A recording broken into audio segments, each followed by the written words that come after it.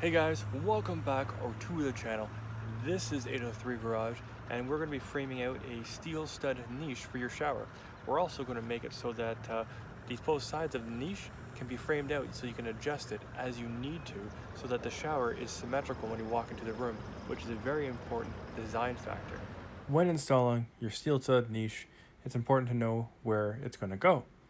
And we decided to have it midway up the wall where the faucet is, and then it's going to be about 30 inches inside that area, which we're going to have it so that's customizable. And you'll see me here measuring it all out. Now, what I mean by customizable, both the left and right side will be able to be moved with 4 screws per side of left and right, and that way you'll be able to make sure that the niche in the wall is symmetrical based on the materials that are going to be used as everything gets boarded up. And it's very important to do this because your eye will catch the lack of symmetrical ism. That's not even a real word, but I'm going to use it anyways. And you will know and you will see it. Now, what I'm doing here is I'm just measuring everything out and I'm double checking all the measurements to make sure. Now, the rough opening of this is 14 inches. Roughly, you'll have ½ inch of drywall, and roughly you'll have a ½ inch for the tile, usually 3/8, depending on what it is. Now, this all going forward, you have a bit of mortar in between and a membrane to deal with as well, some glue, who knows. It all depends on what the installer decides it's going to be. So you have to keep all these things in mind when you're starting out with your niche. I gave an inch top and bottom. That's more than enough to have this set up so that it's in the middle. Now, again, these left and right sides are adjustable to get the symmetrical look that we all desire when you walk into the room. Now, the first part of this is after you've measured everything out with the levels and got your marks, you cut the studs. Now, your marks will say where you want to end up. So you gotta have to cut the studs a ½ inch below that, at which point you'll have enough room to level out your your plate, so to speak, and then you'll do the same thing for the upper portion of this niche, which will be the header. Once you have that, and I make sure everything's level, and with these studs, everything moves as soon as you screw it in, as soon as you do any kind of alteration to it. So you have to check, recheck, and then check again to make sure you have level. And I do this all the way through per stud before I firm everything up. Now, I try to get as close to as being as tight as possible. The hardest part of this is it's moving at all times. So you'll be using your level quite a bit. I was fortunate enough to be able to use a 4-foot level in this section because the bigger the level, the more accurate you can be. But a 24, if you have a smaller section, would be advisable. I use both, and I tied into everything. So as you see here, I'm tying into the other wall to make sure there's more structure. This will also play a role into the bench underneath, which you'll see later on in the video. And I like to make sure when I'm doing steel stud work that everything, and I mean everything, becomes structure. So whatever you put into this, it will not move. And that's how I like to do things. So I'll go 3 studs to the left, 3 studs to the right of where I'm working, and I'll link it all together. And this is even more important with steel studs as opposed to,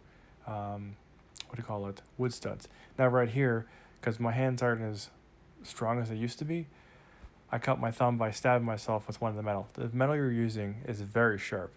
So I use the Handyman's Band-Aid, which is electrical tape as you saw right there. So please stay safe on the job site, guys.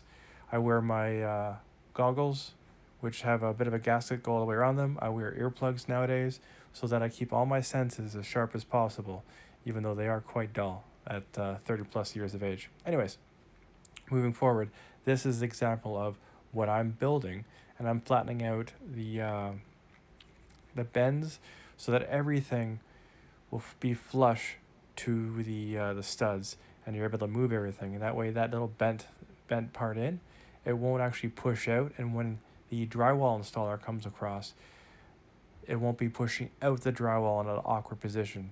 So he doesn't have to worry about that. The screws are obviously going to be pushing out the drywall. That's the normal with the steel stud thing.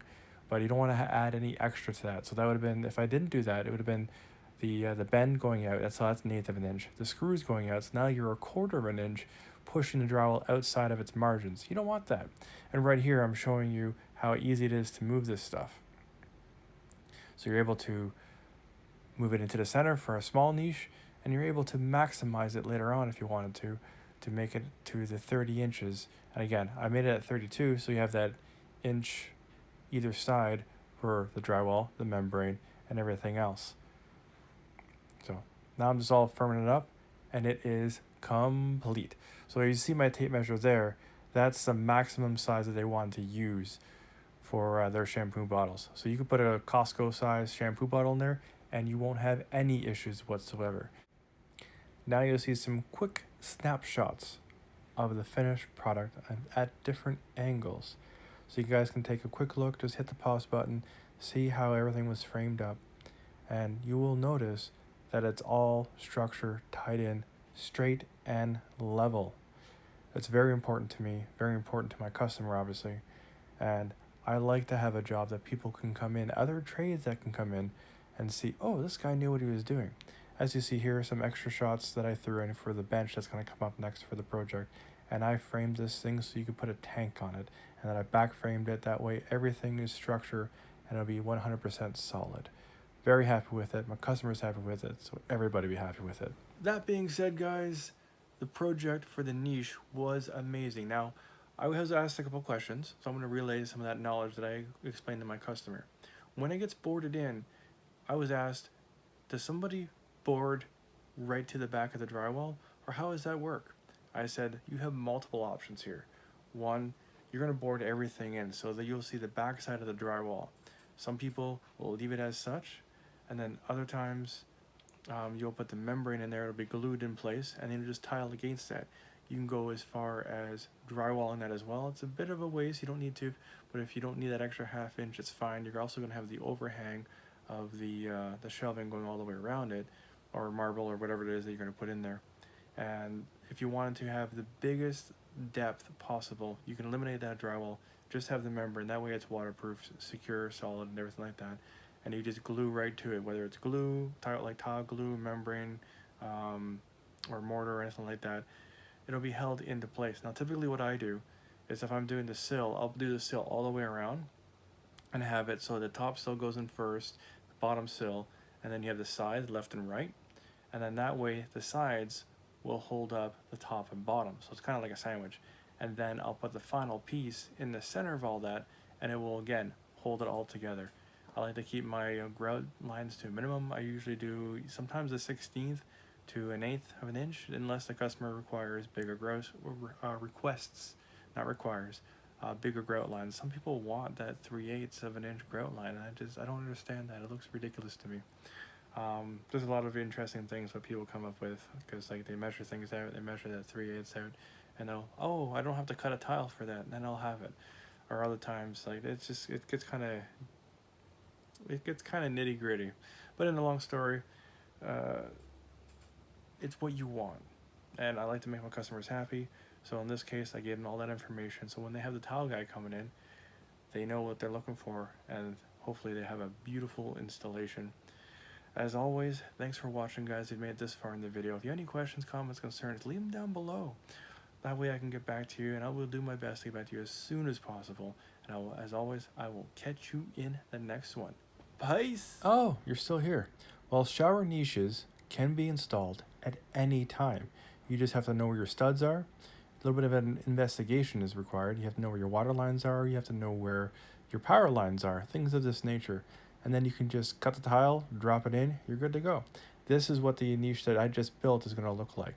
Now, going forward, as you see here, this is a typical one that would be installed if it's between the studs. So you have 14.5 inches approximately, or you have this one, which is an open concept shower, and you have the niche built into the wall.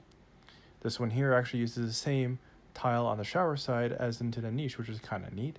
I like that kind of go.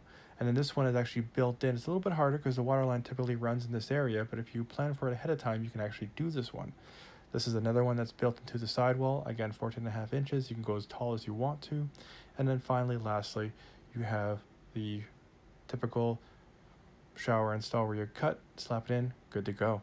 So as you can see, you can install niches pretty much anywhere. You just have to know where your plumbing, where your water lines are, and any other infrastructure that might be hiding behind the walls. Typically these days, that might be surveillance lines or like cat lines, or sorry, not cat lines, network lines.